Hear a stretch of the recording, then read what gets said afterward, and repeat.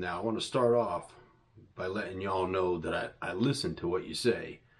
And a lot of you out there have been asking, in fact downright begging, for another YZ250F build. No, that's not true whatsoever. In fact, probably most of you are rolling your eyes, but that's what we've got here. The good news is I scoured all of North Georgia and found the absolute worst bike I could possibly do.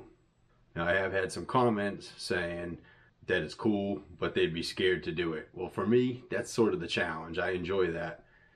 Not knowing what I'm going to get into with this one, or any of them for that matter, and how deep I'm going to have to go. And like I said before, I enjoy bringing these things back to life, because this thing honestly is on the brink of complete death. It has all the familiar symptoms of YZ250F problems, including a locked up engine, bald tires, wheel bearings, steering stem bearings, incorrect bolts, you name it.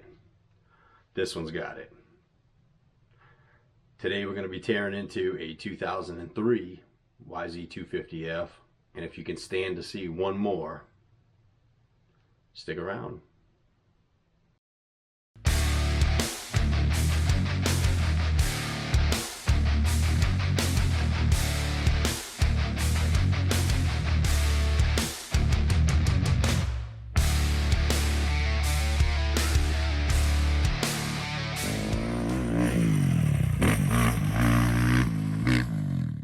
I guess the first thing to do is take a walk around this thing and drink in, soak up, and enjoy all the issues that this bike has to offer before we start ripping into this engine.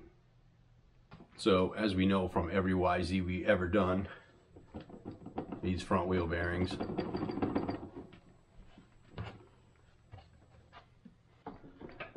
need steering stem bearings. We're missing hot start parts. This clutch has absolutely no free play and is pretty tight, so this thing was slipping while they were riding. Fork bleeders are in the wrong spots. They should be straight ahead, 12 o'clock. The brake line is twisted up behind the plate, should run along the front. The radiator has some guards on it, so I may not have to replace radiators on this, although there's bolts missing. That shifter is ready to fall off. What I don't understand is, how do you not notice that and just tighten it up or replace it?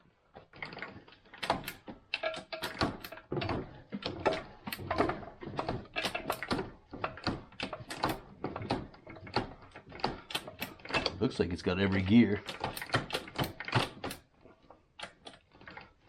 Maybe we won't have to pull this engine out of the frame, but I guess we're going to wait and see on that one. I'm a little shocked. This chain and sprockets is not in bad shape. Saved me a couple bucks there. However, this back tire does not fall into that category whatsoever. Feels like we need some rear wheel bearings. The good news is that I don't have to do anything with this rear shock.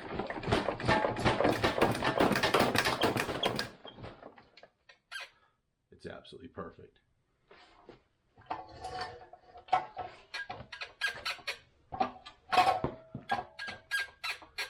Sounds like our shot and linkage bushings are dry and destroyed.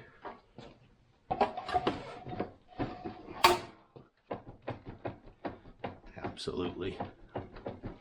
No good, no good. Spray painted plastics instead of just replacing them, because, well, this gives it some character. I don't know why they don't make yellow plastics for the 03 to 05. I've never done a yellow YZ and I'd like to, but they don't have it. So if we do build this bike, we're going to stick with all black plastics, but new. Our rear brakes have reached the end of their service limit.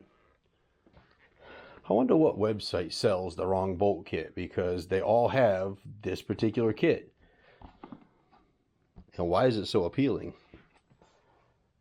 This seat cover has seen better days and not worth the 30 bucks to just not replace it. At first appearances, the engine appears to be complete.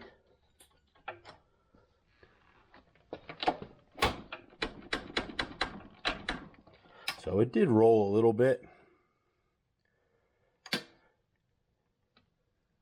I'm going to go with a top end issue on this as a guesstimate, but I'm almost 100% always wrong. So it'll probably be the crankshaft this time. Well, we got a tank full of ethanol fuel, which is fantastic. We'll get that drained out.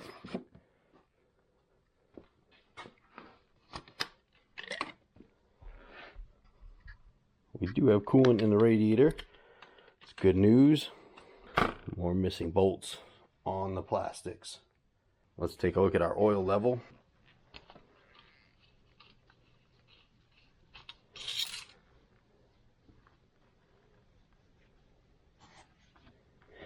How does one bend one of these? I don't understand it. I just noticed it needs a dipstick. And the front master cylinder assembly is not correct.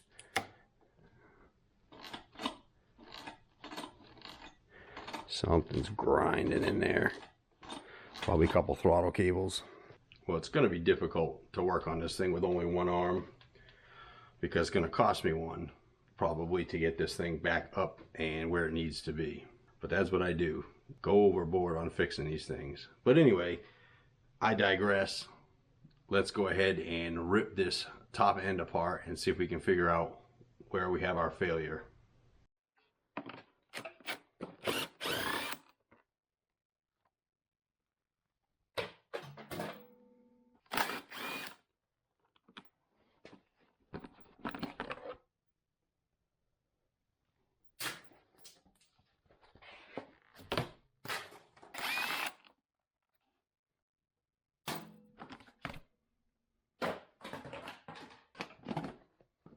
Used to be red.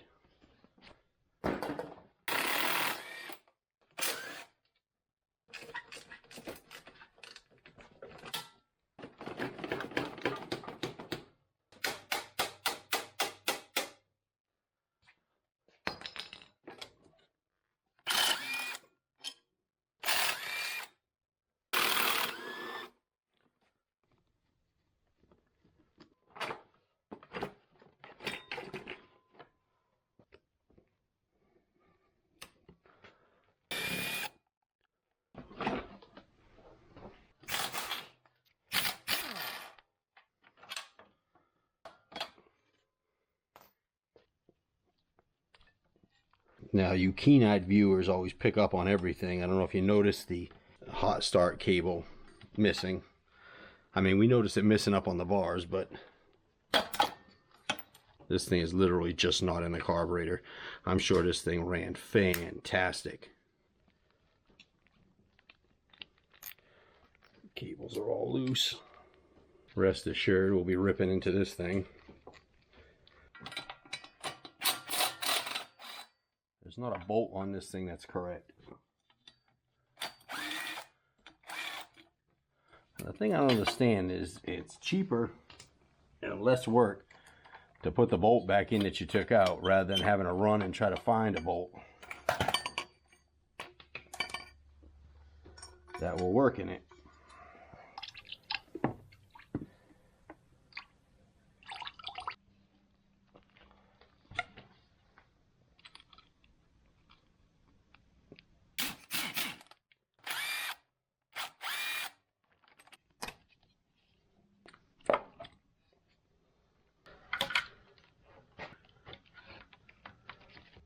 Here's our hot start cable, tucked neatly up. Just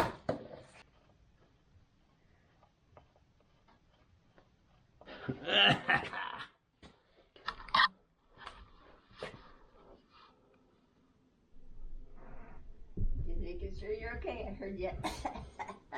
Had to stand up. It's old people problems.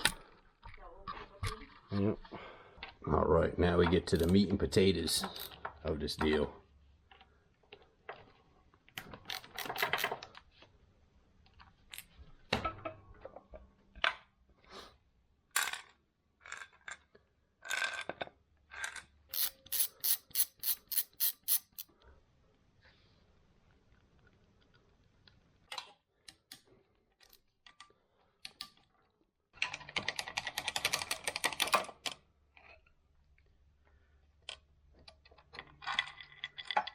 The camshaft and the holder don't look too bad.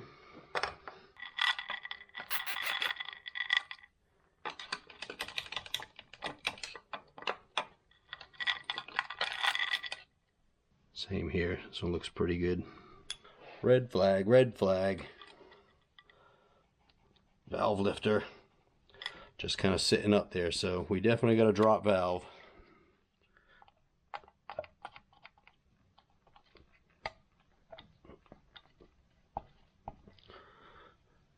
And this one doesn't look too good either. Alright, let's get the head off.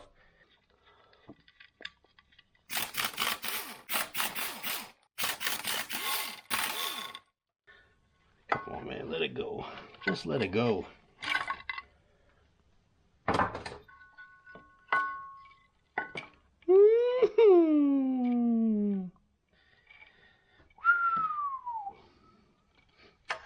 Well, at least nobody's taking this one apart because there's still actually valve parts in the motor.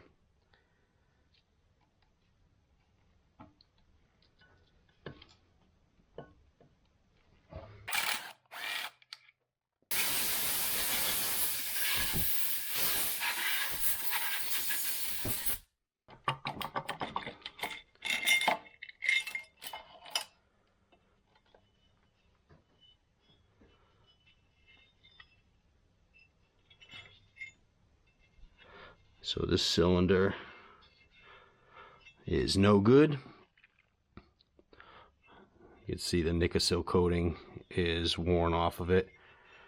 So we will have to replace the cylinder for sure.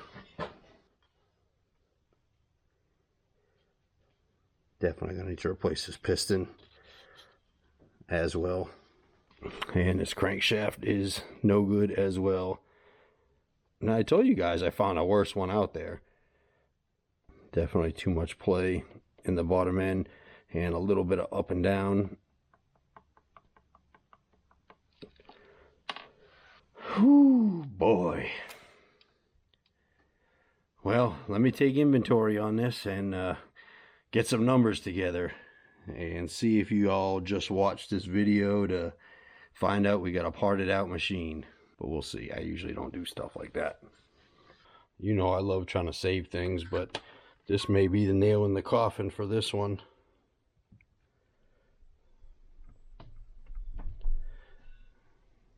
I'm not sure that this is repairable. I'm going to pull it apart. I'm going to do some light cuts on the seat to see if I can clean them up, get them back to where they need to be. There's a good chance that this is probably would need valve guides, but again, we'll get into that as we get this apart.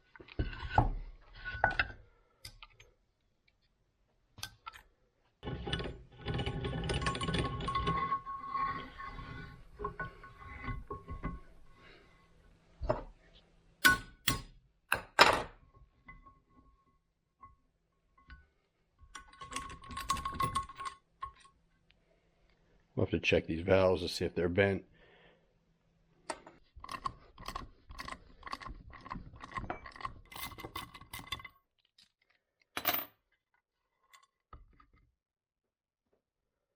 Save this plug for another build.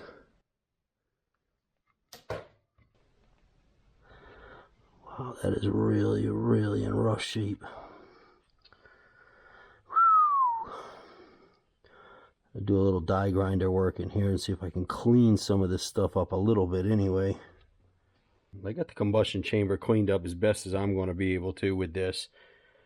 I'm going to go ahead and re-tap this spark plug hole. That's a 10 by 1.0 millimeter.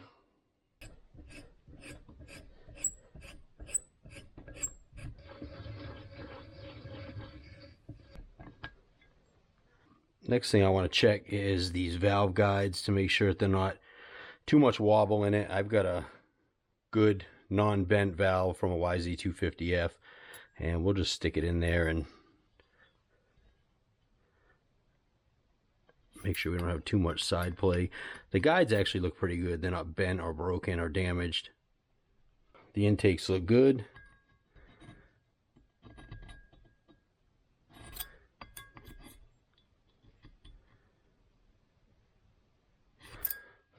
And the exhausts look good. No cracks in the guides or anything like that. They all look pretty decent. So next thing I'm going to do is charge the light up. Now, before I go any further, let me be 100% clear on this. Should this cylinder head be replaced? Absolutely. But I got to weigh out a couple of options on this particular build because this needs just about everything. And I like to try to get these things back up and going. Now, the average person is not going to notice a difference in power with the combustion chamber not being 100% perfect, but it's smoothed out enough where there won't be any hot spots for pre-ignition or detonation. I'm not even sure this is going to be usable yet because we need to see if the valve seats are viable or if they're damaged to the point where I won't be able to recut them. So should I replace the head? Did I say cylinder at first? I don't know. Should I replace the head? Absolutely. But in this particular case, if I want to try to get this bike going again with all the other stuff that I have to replace, I'm going to have to cut some corners, and it will run just fine as long as these will clean up. So I'm going to do a couple of quick cuts on the 45-degree angle on the valve seats and just see what they look like. First step is going to be coating them with a machinist die so I can see what they look like when we make that cut. Now, this is certainly not going to be a full tutorial on how to do the valve seats or recut the valve seats. I'll do a future video on that. Right now, we just want to see if the seats are usable. And the most important angle that I'm concerned with is the 45-degree angle. And that angle is this angle on your valve, is the 45. It's your sealing angle. So we'll drop our pin in here. Take our 45 cutter and do a couple of swoops.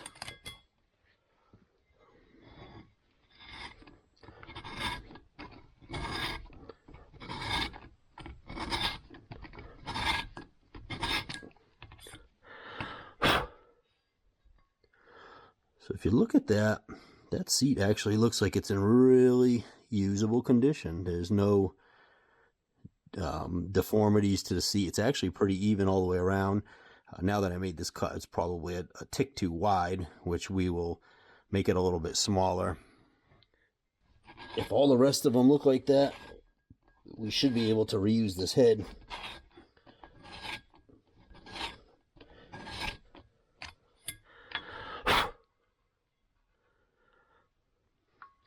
So if you see, there's like a little spot right here that's not quite cutting. I'll go a little bit further with it.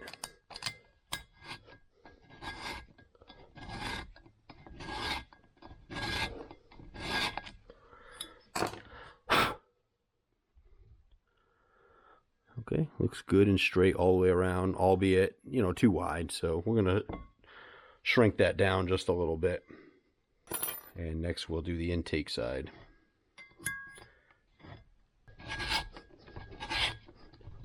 Absolutely not terrible.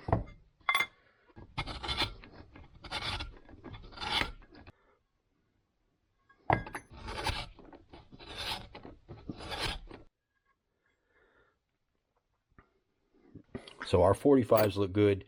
I got to recut the other two angles. Again, I'll do that in another video. We're not going to get into it too deep on this one here, but I'm going to be able to reuse this head, which is fantastic news. It's going to save me a little bit of money, which, you know, makes me happy. In the end, this is what you're looking for, is the proper dimension, nice even valve seats all the way around, 45-degree cuts, and we are ready to lap in some new steel valves on this bad boy.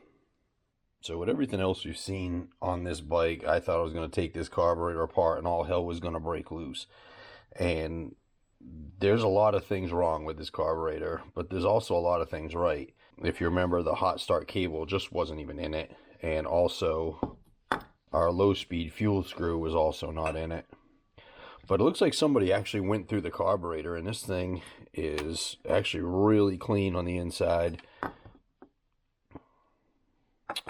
And it actually has a good seal on the carb slide plate. And it actually looks like somebody put some mid-body gaskets in it too. So, wow, I'm pretty impressed. I can actually just put this back together and dial it in and jet it correctly. Well, here we go again.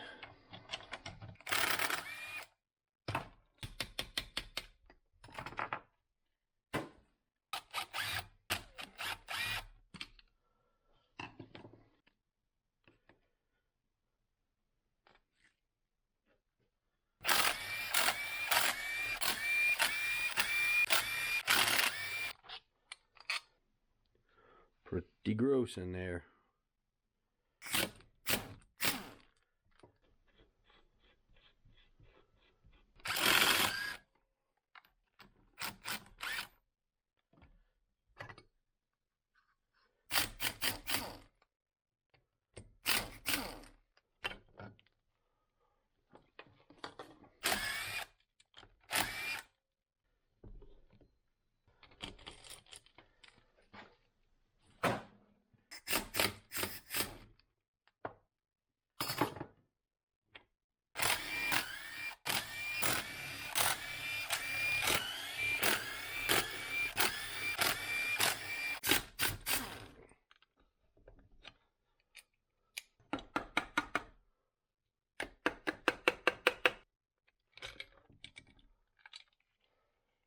Oh man, it's gross.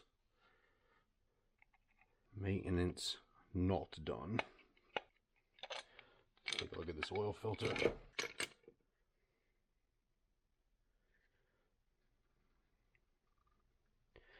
Yeah, definitely got a little bit of metal in there. You know, the least desirable thing on these builds is the cleaning of the parts. Not fun. There is a sleeve for the coolant that goes in between the case and the clutch, the inner clutch housing. It's just not there.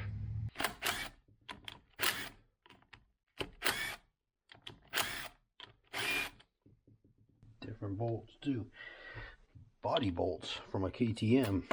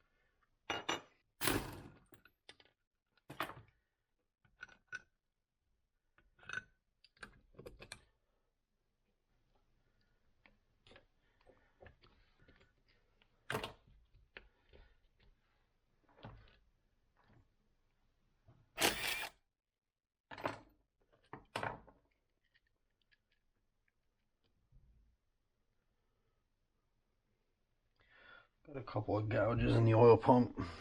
I think I've got another used pump lying around here.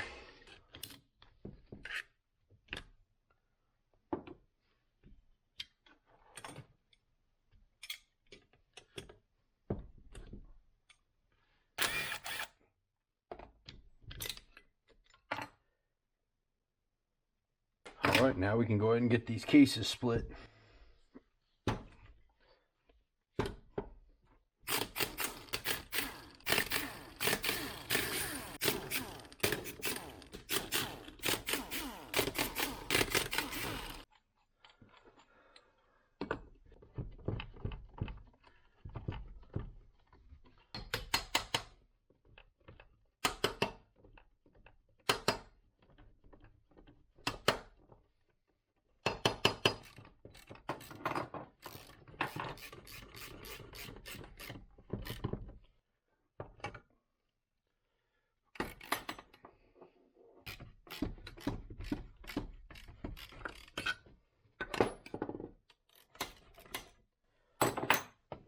Alright, so this is one of the biggest problems with these crankshafts.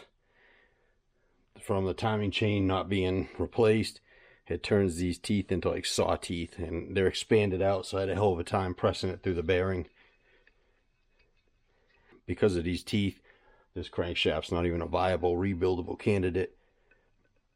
So we'll salvage the Woodruff key. This thing's gone.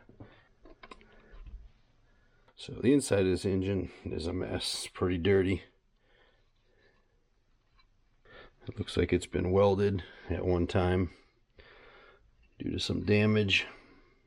The bearings all feel pretty good. Shocker, usually this bearing is gone on these things, but this one doesn't feel too bad.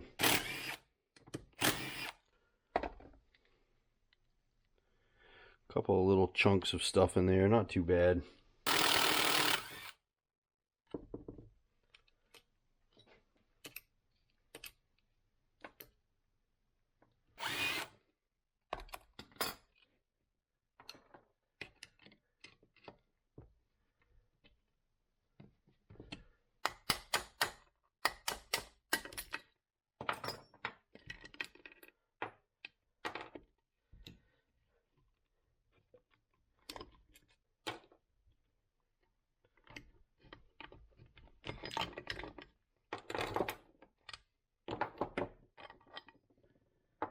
Alright, time for these things to hit the old parts washer.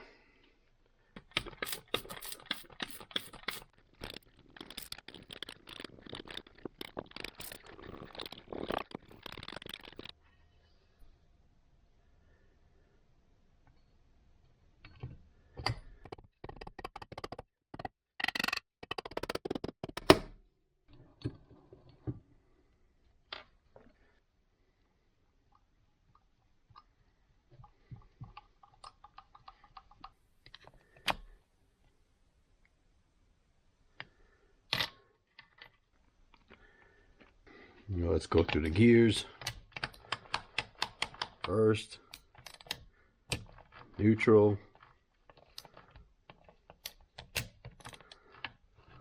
second, third, fourth, and fifth.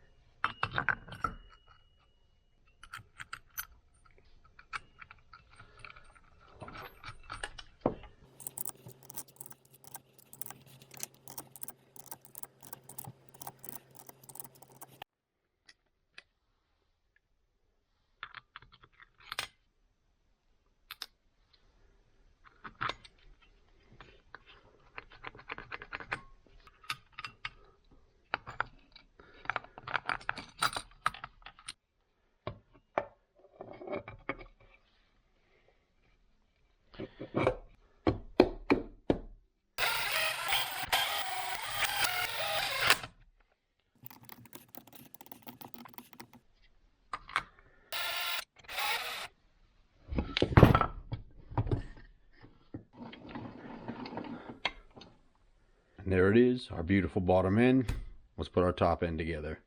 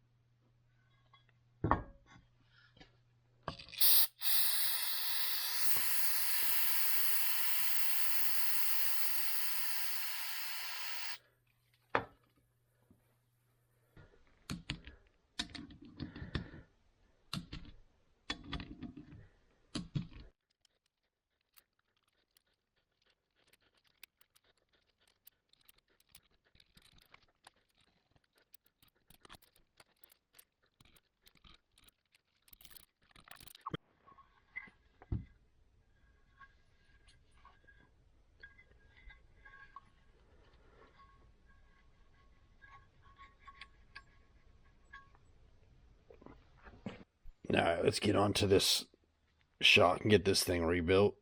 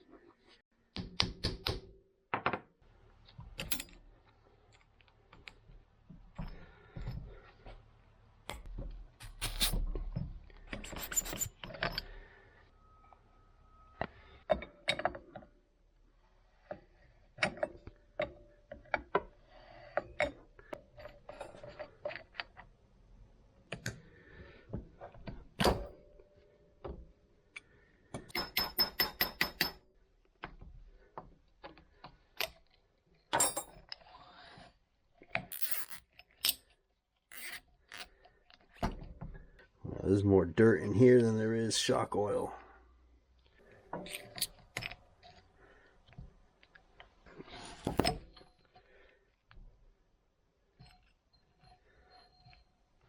Somebody's been in here before because they've already ground the original nut, which is what you have to do to get them off.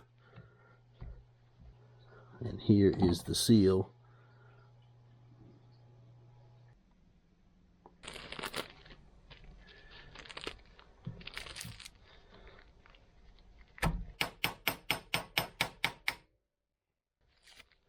Now they make a bullet tool to protect the seal, but this one is too big for this particular shock.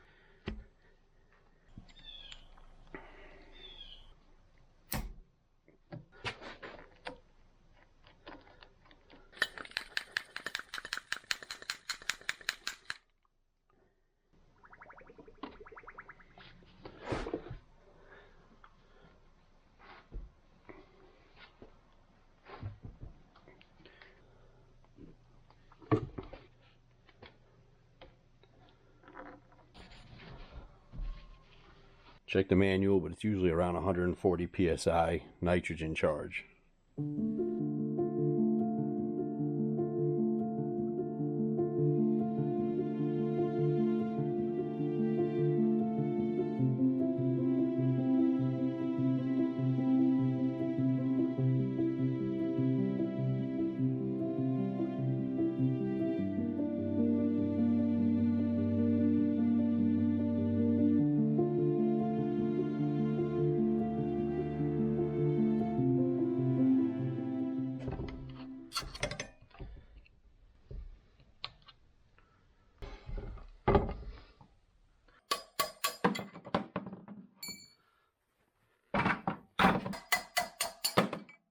Just an FYI, you can't put grease on the outside of sealed bearings. It's just not going to do anything.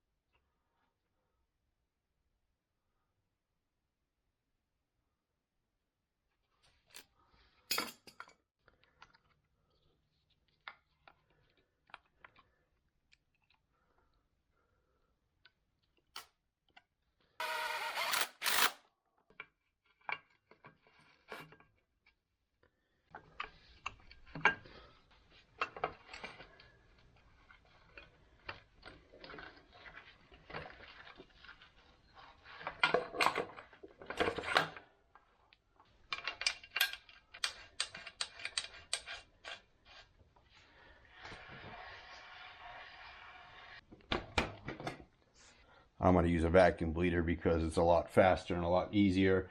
I want to suck all this old fluid out of here and replace it all with fresh. But if you don't have a vacuum bleeder, you can do this manually. I will link a rear brake bleed video somewhere on the screen.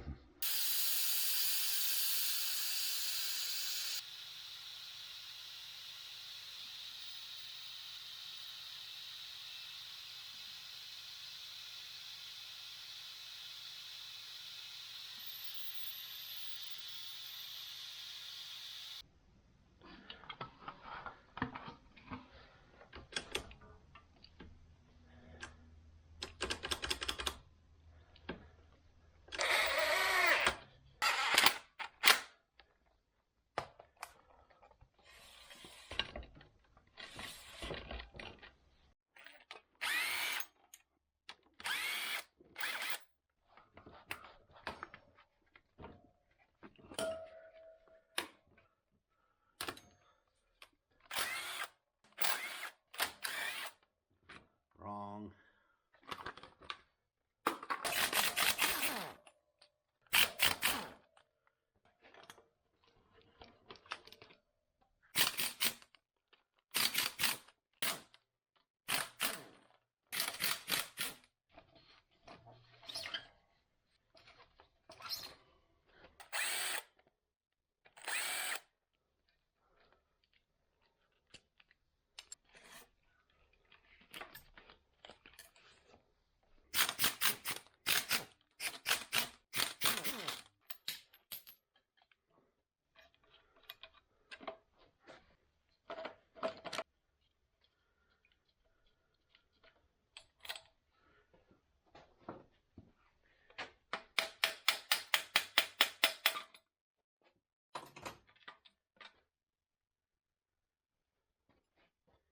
It's not grease in there, that's glue.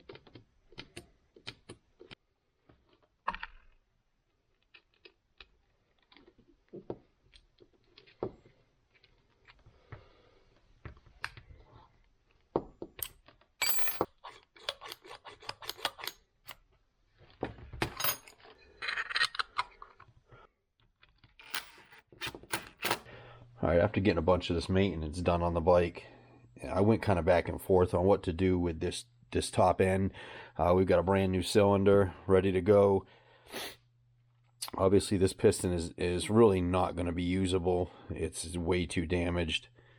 I was going to get a whole new piston kit for it, but I went through my cabinet and I had a good piston from a YZ250F. The only reason I didn't use it back in the time is it's got very, very light scoring on the skirts. But the piston's in spec, and again, we're trying to save some money on this, so we will reuse this piston. I did get a set of brand new Yamaha piston rings, so we'll get these measured up in the bore, get our end gap clearances set up properly, and then finish putting this top end together. Now we're going to measure these up. Start with our top ring, 15 to 25. And that looks good for our top ring. We do go through our second ring, and they're looking for 30 to 45. Again, we'll go with our lowest measurement, and that falls right through. So our ring gaps are perfect. We'll get them in proper orientation on the piston and get the piston and the cylinder ready to put back on the bottom end.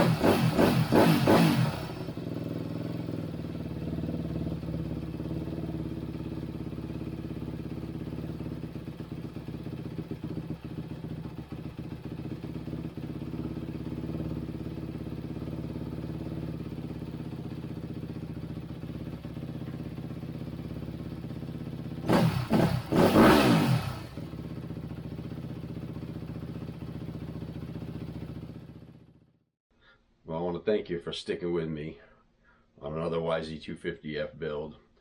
I'm not going to say that this one was easy. In fact, this probably should have been a parts bike. There were more issues than not issues with it. I like to bring these things back from the dead. And like I said at the beginning of the video, this thing was one step from just being a parts bike or spending the rest of its life in the rubbish. I did successfully mechanically get it together. I did all I could do with this particular one. In fact, I overlooked I didn't even notice that it doesn't have an air filter cage in there, so I still have to get that. I did get an air filter, I just don't have the cage or the bolt. Another one of those things where you take it out, put it back in, don't really get it. I've run a couple of heat cycles through it yet. I've not taken it out and test ridden it or anything like that, but I have a good feeling that it's going to be okay.